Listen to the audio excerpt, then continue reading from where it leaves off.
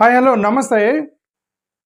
చీరాల్లో ఒక social activist come జర్నలిస్ట్ని kidnap చేశారు, అతను కనపడతలేదు, మిస్సింగ్ అని చెప్పి నేను ఒక గంట ముందు వీడియో పెట్టా. అది నాకు ఎవరో ఫోన్ చేసి, అన్న ఒక జర్నలిస్ట్ మిస్ అయ్యాడట, కొద్దిగా చెప్పండి, ఎవరు తీసుకెళ్లారో తెలీదు, పోలీసులను అలర్ట్ చేయండి అని చెప్పేసి ఎవరో నాకు చెబితే ఒకవేళ ప్రాణం కాపాడాల్సి వచ్చిన పరిస్థితి ఏమో అని చెప్పి ఒక వీడియో పెట్టా. అతను మిస్ అయ్యాడు, ఒక జర్నలిస్ట్ సోషల్ యాక్టివిస్ట్, అతన్ని కాపాడండి పోలీసులారా అని.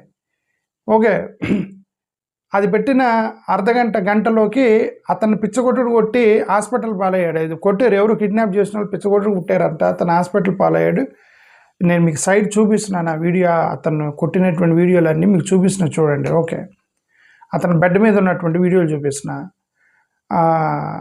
మరి ఎందుకు కొట్టారో తెలీదు. దాని సమాచారం కోసం అక్కడ లోకల్ చీరాల వాళ్ళని నేను లైవ్లో తీసుకొని మాట్లాడుతాను. నాకు ఎవరైతే ఫోన్ చేశారో వాళ్ళని లైవ్లో తీసుకొని మాట్లాడుతాను. ఎందుకంటే అక్కడ ఏం జరిగిందో నాకు తెలియదు. అసలు ఎందుకు కొట్టారు, అతను ఎవరు, ఆ జర్నలిస్ట్ ఎందుకు కొట్టి, ఎందుకు కిడ్నాప్ చేశారో అన్నీ నాకు తెలియదు. అక్కడ లోకల్ వాళ్ళని లైవ్లో తీసుకొని మాట్లాడుతున్నాను. ఒకసారి విందాం వాళ్ళు ఏమంటున్నారు. ఒకసారి వినండి, ఆ లైవ్లో వాళ్ళు ఏమంటున్నారు చూద్దాం.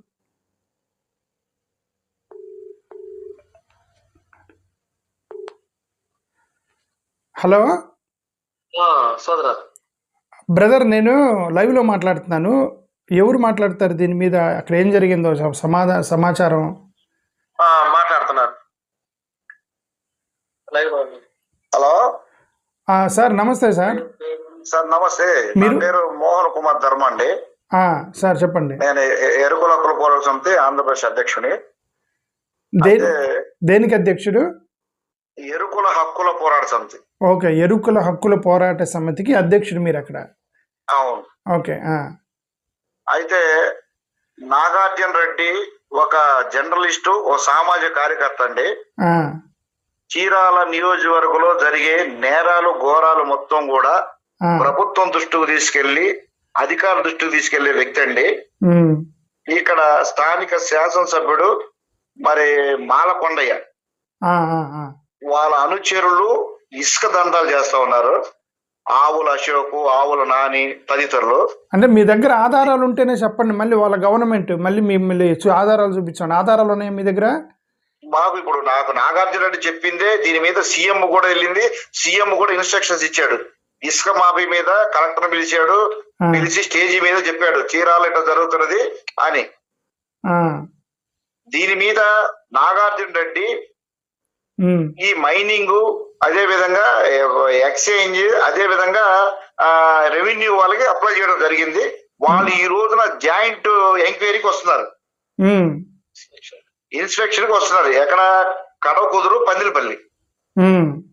ఈ రోజు వస్తున్నారని చెప్పి ఉదయాన్నే నాగార్జున రెడ్డి కలెక్టర్ గారికి, ఎస్పీ గారికి, చీరాల డిఎస్పీ గారికి మెసేజ్ పంపాడు. సార్, నా మీద ఇట్లా నేను న్యాయమైన పోరాటం చేస్తాను, ఇసుక మాఫియా నా మీద దాడి చేసే ప్రమాదం ఉన్నది, నేను చీరాల పోలీసు వారు కూడా నమ్మను, నాకు సెక్యూరిటీ ఇవ్వమని వాళ్ళకి మెసేజ్ పంపడం జరిగింది.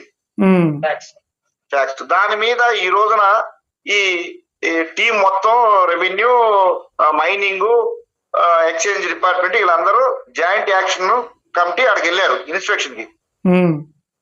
అక్కడ ఇన్స్పెక్షన్ జరుగుతుండగా అధికారుల ముందే నాగార్జున రెడ్డిపై ఆవుల అశోకు, ఆవుల నాని సుమారు 15 మంది కర్రలు తీసుకొని కొట్టారు. మీరున్నారు అక్కడ కొట్టేటప్పుడు? మేము చెప్పాడండి నాగార్జున రెడ్డి, మీకు చిన్న వీడియో కూడా పంపిస్తాను.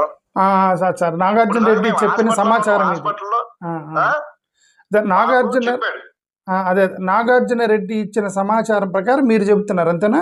నేను చెప్తున్నాను. ఇప్పుడు చెప్పండి అన్న. మేము కడవకుదురు వెళ్ళాము, పందిలపల్లిలో తిరుగుతున్నాము, ఆఫీసులు ఉన్నారన్న. అక్కడ ఆఫీసుల ముందే నన్ను కొట్టి ఒక కారులో తీసుకెళ్లిపోయారు. తీసుకెళ్లిపోయి ఎమ్మెల్యే కొడుకు మహేంద్ర దగ్గర మీ భార్యను పండేస్తే నేను వదిలేస్తాం, లేకపోతే చంపేస్తాం అని బెదిరించారు, కొట్టారు. అవతల పక్క ఫోన్ నుంచి మాట్లాడుతున్నారు. దొమ్మడు కోటేశ్వరరావు సైట్ లోకి తెమ్మంటావా లేదా కుందేరులోకి తెమ్మంటావా అని అవతలలో మాట్లాడుకుంటా ఉన్నారు. నన్ను ఈ పరిసర ప్రాంతాల్లో వదిలేశారు. నేను నడుచుకుంటూ వెళ్ళి ఆ దెబ్బలతో పోలీస్ స్టేషన్కి వెళ్ళాను. పోలీసులు, చీరాల 1 టౌన్ పోలీసులు పట్టించుకోలేదు. అక్కడి నుంచి నన్ను ఆటోలో గవర్నమెంట్ హాస్పిటల్ పంపించారు. గవర్నమెంట్ హాస్పిటల్లో ఉన్నాను. ఆయన చెప్పలేకపోతుంటే మేము ఏం జరిగింది ఏంది ఒక ప్రాణాపాయం ఉందేమో అని చెప్తే మాకు చెవులు ఆయన నోటి దగ్గర పెడితే చెప్పాడు. 2-3 వీడియోలు కూడా తీసాం సార్. అది ఇది ఇప్పుడు కాదు, ఇది మొదటిది కాదు. చీరాల్లో ఇవన్నీ జరుగుతా ఉన్నాయి. ఎవరైతే స్థానిక ఎమ్మెల్యే ప్రభుత్వం చేస్తున్నటువంటి ఈ కబ్జాలు కానీ, ఇసుక మాఫియా కానీ, ఇంకా భూమి దోపిడీ కానీ, ప్రజలను అమాయకులు కొట్టేదాని మీద ఎవరైతే ప్రశ్నిస్తారో వారి మీద దాడి జరగతుంది. ఇది ఇప్పుడు కాదు, 2009 నుంచి ఈనాటికి జరుగుతూనే ఉన్నాయి రెగ్యులర్ గా. ఇటీవల కాలంలో చాలా మంది ప్రజానాయకుల మీద కూడా జరిగిన దాడులు. కాబట్టి ఇది స్థానిక ఎమ్మెల్యే హస్తం ఉన్నది. మేము ఆల్ ఇండియా ఎరుకల బోర్డు సంస్థ తరఫున మేము చెప్తా ఉన్నాము. ఇది స్థానిక ఎమ్మెల్యే మాలకొండయ్య అనుచరులు అశోక్, నాని తదితర రౌడీలు, గుండాలు కొట్టారు, చంపబోయారు. కాబట్టి వెంటనే నాగార్జున రెడ్డిపై ఎవరైతే దాడి చేశారో వాళ్ళని వెంటనే అరెస్ట్ చేయాలని ఆల్ ఇండియా ఎరుకల బోర్డు సంస్థ డిమాండ్ చేస్తాం.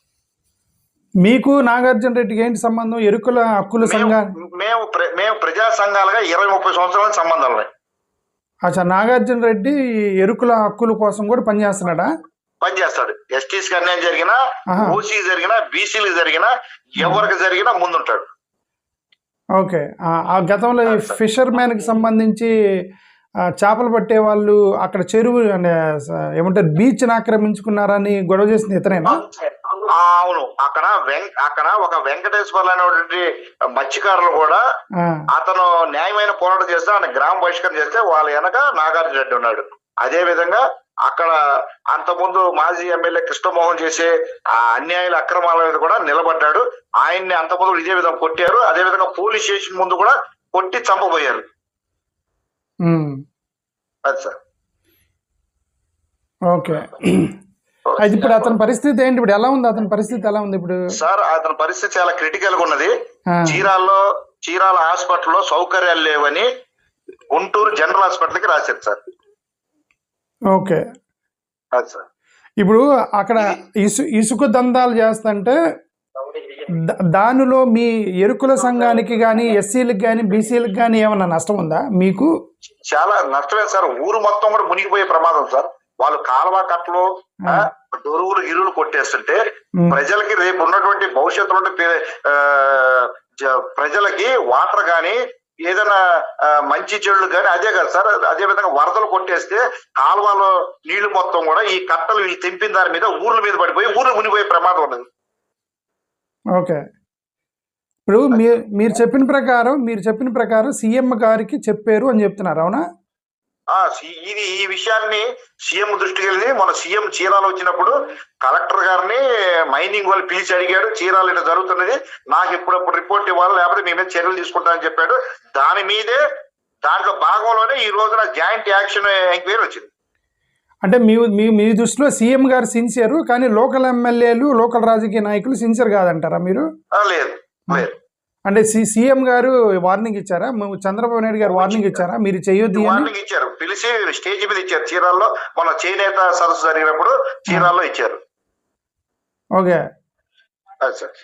అంటే పైన వాళ్ళకి తెలియకుండా కింద రాజకీయ నాయకులు చేస్తున్నటువంటి దందా అతను కొట్టారని మీరు చెప్తున్నారు, అంతేగా? అవును సార్. అది క్లారిటీ కోసం, అందుకని. అంటే మళ్ళీ మీరు అతను పోలీస్ స్టేషన్కి వెళ్తే పోలీసులు ఏమన్నారు? పోలీసులు ఏమన్నారు? పోలీసు వాళ్ళు మా వల్ల కాదయ్యా నువ్వు వెళ్ళి హాస్పిటల్కి వెళ్ళమన్నారు సార్. పోలీసు వాళ్ళు బాధ్యత ఏంటండి, ఒక దెబ్బలు తగిలినప్పుడు మంచి ప్రాణాపాయం ఉన్నప్పుడు వాళ్ళ దగ్గర ఉండి హాస్పిటల్ అడ్మిట్ చేసి వాళ్ళు స్టేట్మెంట్ రికార్డ్ చేసే బాధ్యత పోలీసు వాళ్ళు సార్. కానీ చీరాల పోలీసు వాళ్ళు పట్టించుకోలేదు. అది కరెక్ట్. అవును. ఎవరన్నా పోలీస్ స్టేషన్ దెబ్బలతో వస్తే వాళ్ళే దగ్గరికి తీసుకెళ్లి పోలీస్ స్టేషన్ హాస్పిటల్ తీసుకెళ్లాలి, పోలీసులదే బాధ్యత. అవును సార్. అదే ఇంకోళ్ళకి లేదా తెలుగుదేశం పార్టీ వాళ్ళకి ఆ పార్టీ నాయకులకు జరిగితే సుమోటోగా తీసుకొని కేసులు కడతారు సార్, హడావుడిగా వెళ్తారు సార్. ఒక పేదవాడు ఒక కంప్లైంట్ ఇస్తే ఏంది వాడి మీద రివర్స్ పెట్టుతున్న ఈ రోజుల్లో ఇంత అన్యాయం, ఇంత అక్రమాలు జరుగుతా ఉంటే ఎక్కడ సార్? ఓకే. ఇంకేమైనా సమాచారం చెప్తారు? ఇంతేనా సార్? ఇదే సార్. దీనికి ప్రధాన కారణం ఈయన్ని హత్య చేయడానికి స్థానిక శాసనసభ్యులు మాలకొండయ్య వాళ్ళ అనుచరులు, దీని మీద వీళ్ళ హస్తం ఉన్నది. చీరాల్లో భూ కబ్జాలు, ఇసుక మాఫియా జరుగుతుంది. దీన్ని ప్రశ్నించినందుకే మా నాగార్జున రెడ్డిపై దాడి చేశారండి. అక్కడ బీసీ ఎమ్మెల్యే కదా? బీసీ ఎమ్మెల్యే సరే, ఆయన మొత్తం కూడా ఇది సార్ అగ్రవర్ణాలు తొత్తు ఏది ఇసుక మాఫియా, లిక్కర్ మాఫియా, భూమి దందాలు ఉంటాయి సార్.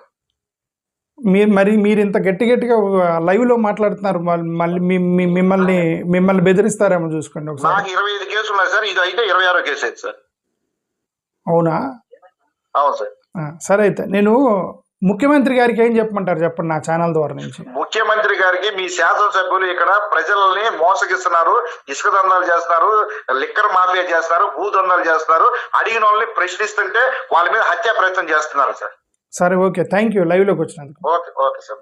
రైట్. ముఖ్యమంత్రి గారు చంద్రబాబు నాయుడు గారు ఇప్పుడు మీరు ఈ కాల్ ప్రకారం చంద్రబాబు నాయుడు గారు సిన్సియర్ అంట.